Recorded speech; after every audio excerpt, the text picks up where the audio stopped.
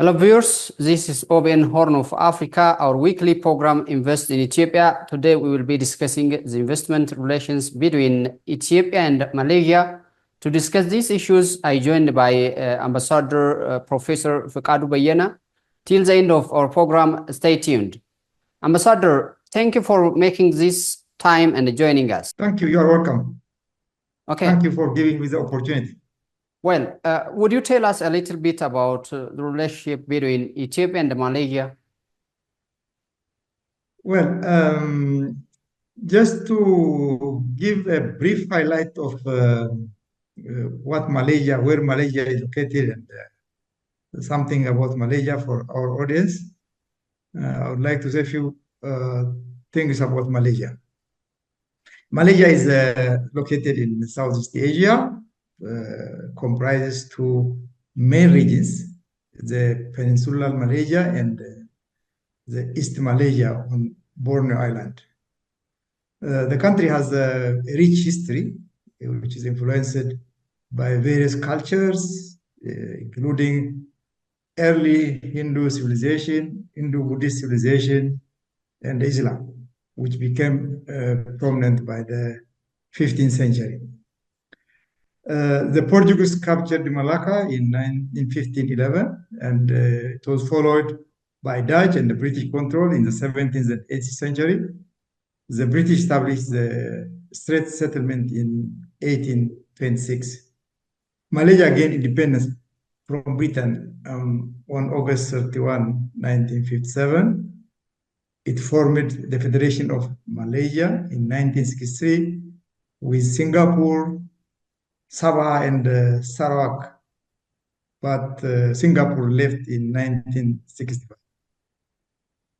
The country has since evolved into a multi-ethnic society with significant economic growth driven by industries such as palm oil, electronics, and tourism. Coming back to your question, Ethiopia and Malaysia had long-standing bilateral relation since the early 1960s, and it has been evolving since then in the era of trade. And how do you describe the recent visit of Prime Minister Dr. Abiy Ahmed and his delegation to Malaysia? The visit of His Excellency Dr. Abiy Ahmed, the Prime Minister of Ethiopia, to Malaysia marked a new beginning in the diplomatic relations between the two countries. Dr. Abiy arrived in Malaysia on the Friday, that's on October 25th, for a 2 days official visit, marking his first trip to the country. The visit was aimed at strengthening relations between Ethiopia and Malaysia, particularly in the areas of trade and investment, and also to strengthen the ties between people-to-people relations. During the visit, the delegation visited several places in Kuala Lumpur and also Putrajaya, and some key industrial sites, and also attended official welcome ceremonies and held bilateral meetings with the Prime Minister of Malaysia. There were very, very important and key issues discussed between the two prime ministers, and they agreed to strengthen the relationship between the two countries in the coming years. Okay, thank you. As you have mentioned, the Ethiopian delegation have visited various companies and development projects there in Malaysia. What is its significance in sharing experiences and taking experience from Malaysia? Well, yeah, the discussions between the two leaders focused on strengthening bilateral relations in areas such as trade and investment, in agriculture, in halal industry, sustainable development, health, tourism, and also education. They also addressed regional and international issues of mutual concern. The bilateral meeting between the two prime ministers resulted in several key outcomes. For example, strengthening bilateral relations, both leaders agreed to deepen collaboration between the two countries across multi-sectors. They agreed in the areas of economic cooperation. They focused on enhancing trade and investment in agriculture, mining, manufacturing, and renewable energy. They discussed areas of collaboration in agricultural areas. The leaders prioritized cooperation in agriculture innovation and technology transfer. Also, they discussed areas of industrial development, plan for increased technical cooperation and investment in processing industries or in manufacturing industries. Also, BRICS partnerships were also discussed. Ethiopia supported Malaysia's entry into BRICS, and the Malaysian Prime Minister acknowledged with gratitude the support of Ethiopia. And there were also discussions in the area of knowledge exchange. Both countries expressed interest in learning from each other's experience. Ethiopia has something to share, and also Malaysia has something to share. Particularly in the area of economic reform of Ethiopia, they are keen to learn, and Malaysia's urban development and infrastructure is also a very good lesson for us from their experience. When it comes to investment opportunities, our Prime Minister encouraged Malaysian businessmen to invest in Ethiopia, in Ethiopia's growing economy, highlighting the current Ethiopia's natural resources, skilled workforce, and the strategic location of the country. When it comes to sustainable development, the two leaders also agreed to work together on addressing global issues such as climate change and other global issues. Generally, the meeting was described as fruitful, with both leaders expressing optimism about expanding partnership and future cooperation between the two countries. Thus, it is generally considered as one of the fruitful visits that would result in a stronger relation or cooperation between the two countries. Well, how has the economic relationship between Malaysia and Ethiopia evolved in recent years, and what are the key areas? Of course, you have mentioned some of them. What are the key areas of economic cooperation? Well, the economic relationship between Ethiopia and Malaysia has evolved significantly since diplomatic ties were established in 1965. These developments include, for example, there is increasing trade volume. Trade has shown a progressive trend. Malaysia exporting about $144 million to Ethiopia, for example, in 2022, primarily in the palm oil and related products, while Ethiopia also exports to Malaysia about $18.9 million, mainly coffee, legumes, and some spices. Also, investment opportunities. The establishment of direct flight by Ethiopian Airlines has facilitated trade and investment. Both countries have signed a bilateral investment treaty to facilitate investment, and recently, during our Prime Minister's visit, the Chamber of Commerce of Ethiopia also signed agreement with the Chamber of Commerce of Malaysia to strengthen the business relation between the two countries. What are the views of Malaysian businessmen about Ethiopia? Malaysian businessmen, we can see in two aspects. There are those businessmen who have good experience of Africa and also Ethiopia, who are keen to invest and work with African or Ethiopian partners. And there are also other businessmen who have very little knowledge or understanding of Africa, who are skeptical. There is a need to work to let them better understand that Ethiopia is a safe place to invest, and there are lots of incentives for foreign direct investment. So those who already knew Ethiopia and Africa are keen to come and invest. They are ready, they are very eager.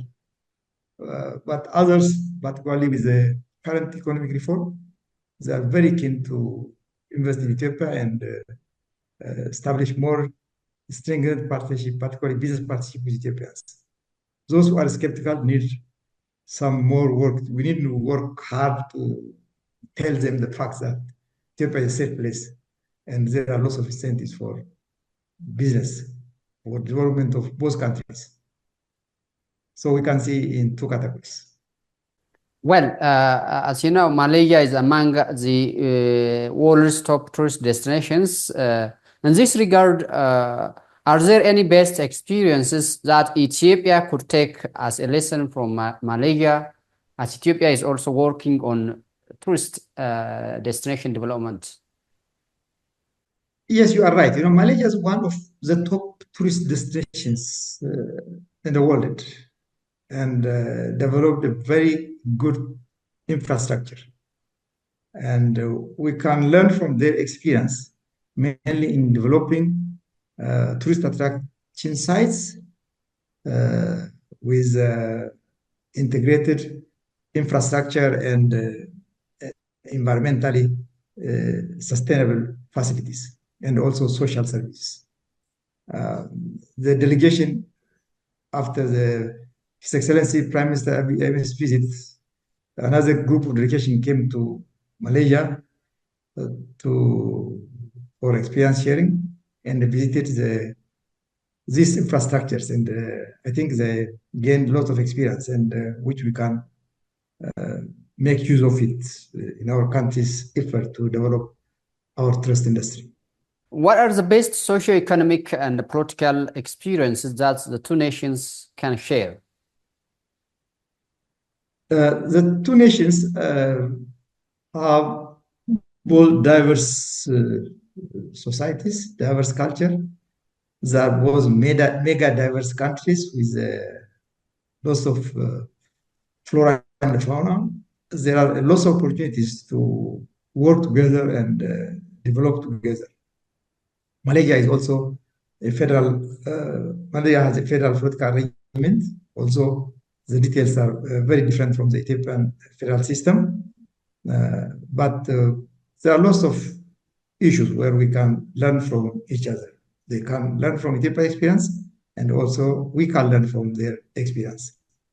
If people to people and business to business relations grow, the opportunities to learn from each other becomes very clear. As you know, Malaysia has a technical cooperation program. They offer a scholarship for young Africans and Ethiopians, and there is a good opportunity for sharing and learning together, particularly for the young people. Okay, as you have mentioned, Malaysia has also multi-ethnic nations there, and Ethiopia has also the same thing here. So what lessons could the two countries share in this regard, and what's the best experiences Malaysia has in this regard? Well, they have, you know, Malaysia is also a diverse country with different ethnic diversity and cultural diversity. They manage the diversity through, you know, political arrangements. They have special political arrangements. They have a federal system. There are certain regional, certain states, and 3 federal states. Among those, the 9 states have special privilege, and they have a federal arrangement where the king is a monarchy with a prime minister elected by the constituents.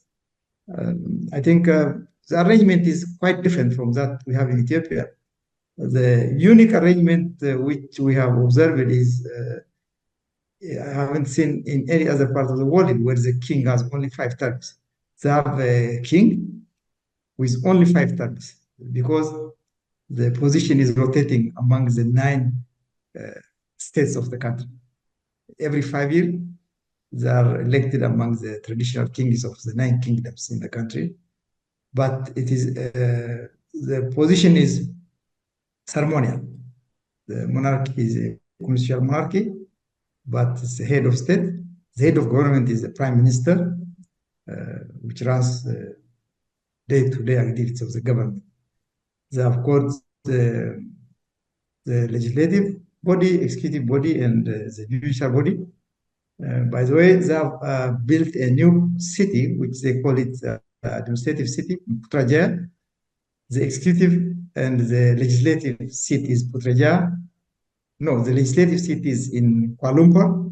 The executive and the judiciary is in Putrajaya. So they have this type of arrangement. Thank you. So what is your focus right now to boost the bilateral relations of the two countries? Well, the main focus of the embassy is to strengthen the government-to-government relation, and business-to-business relation, and people-to-people relation. We are trying to build on the existing relationship, and particularly we give much emphasis to the business diplomacy and also the public diplomacy. We are facilitating for better understanding of Ethiopia's business opportunities and try to link the business community of Malaysia with the business community of Ethiopia, and also try to identify and facilitate scholarship opportunities for the young people. Good. As you know, Ethiopia is now a member of BRICS group. And what is your take on BRICS and Ethiopia's entry into this bloc? Well, Ethiopia officially entered BRICS, joined BRICS in January 2024, and marking a significant milestone for the country's international standing and economic prospects. It has got several benefits. For example, economic advantage, access to increased foreign investment and trade opportunities. It gives an opportunity with some of the world's fastest growing economies or markets. There is a potential for conducting trade using local currency, reducing the burden of foreign currency exchange, and also gives access to the new development bank, offering new financial opportunities. The other one is diplomatic and strategic gain, enhancing negotiation power on the global stage, and also opportunity to contribute to reforming the global financial system, advocating for Africa representation in the UN Security Council, and also strengthening the bilateral with BRICS member countries, especially with China. Generally, Ethiopia's entry into BRICS, a new chapter in with the potential to significantly impacting its growth trajectory and its diplomatic influence globally. Good, thank you, Ambassador. What are the major development projects that Malaysia is currently involved in Ethiopia, if there? Yeah, Malaysian companies are involved in some investments and also in trade. For example, in the area of, as I mentioned earlier, in agriculture and halal industry, Malaysia aims to leverage its experience in palm production and the halal sector to supporting Ethiopia's agricultural ambitions. Previously, some Malaysian companies entered Ethiopia to invest in the area of exploration of natural gas, and some were also some attempted to develop the mushroom industry and some companies are also involved in the area of trade. But now, currently, they are very much keen to involve themselves in infrastructure development, in technology transfer, particularly initiatives that strengthen strategic leadership at fostering economic growth and sustained development in the country. They are very keen to be part of the economic development of Ethiopia, at the same time benefiting from the opportunities our country provides for the foreign direct investment. Well, you've mentioned that technology and innovation, how the two countries are working together in areas of technology and innovation. Is there any plan to boost the two countries' relationship in these areas? Well, the two countries signed technical and scientific cooperation agreement earlier. Malaysia and Ethiopia are collaborating in technology and innovation through various initiatives, for example, in technology transfer programs. There are bilateral discussions. We have submitted more than 9 memorandum of understanding and agreement letters, which is now in the hands of the Malaysian side. They are discussing on it. Hopefully, will be signing. This will be signed maybe during the first half of the coming years, according to the Gregorian calendar. We are expecting signing of these MOs, which are meant to strengthen the technical and scientific cooperation between the two countries in different areas, in agricultural technology, in technology transfer and innovation, in industries, agriculture, ICT, mining, and several other areas. I can say it's a work in progress, and there are lots of opportunities for the two countries. It is mutually beneficial. It's not only Ethiopia that's going to benefit from this type of cooperation. Both countries will benefit from this type of technical and scientific cooperation. When it comes to education, as I mentioned earlier, partnership with Malaysian education institutions aim to enhance Ethiopia's skills in ICT, renewable energy, supporting the country's industrialization efforts. I mentioned earlier that they have got this MTCP, that is the Malaysian Technical Corporation. They offer a scholarship for young people from developing countries, and Ethiopians are also benefiting from this type of opportunities. These efforts generally reflect mutual commitment to fostering sustainable development through innovation. We both benefit from this type of cooperation. Thank you. Has the absence of an embassy mission posed any difficulties or had any impacts on Ethio-Malaysian relations so far? Well, generally speaking, the presence of diplomatic missions in countries facilitates government to government, business to business, and public to public relations.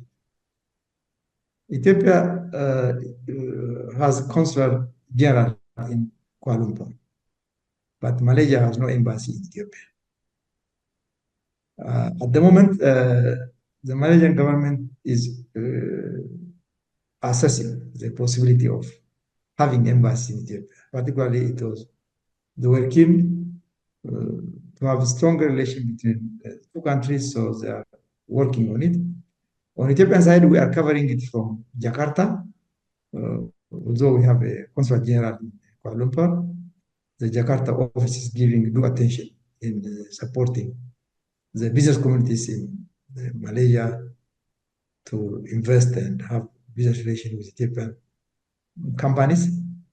I would generally say that it is much, much better if there is embassies in each country, but so far I don't see any problem that has been created because of lack of embassy in Kuala Lumpur, because we have been covering it from Jakarta, and previously it has been covered from other sites. Okay, thank you, Professor. I have finished questions I have prepared for this interview. Finally, if you have any message to add, you are welcome. Thank you very much. My message is to the business community of both countries.